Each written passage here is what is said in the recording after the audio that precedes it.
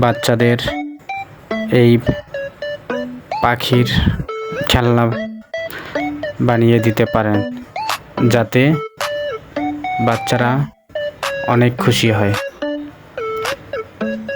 আর এই টেকনিক দিয়ে আপনিও বানিয়ে ফেলতে পারবেন পাখির খেলনা। ধন্যবাদ।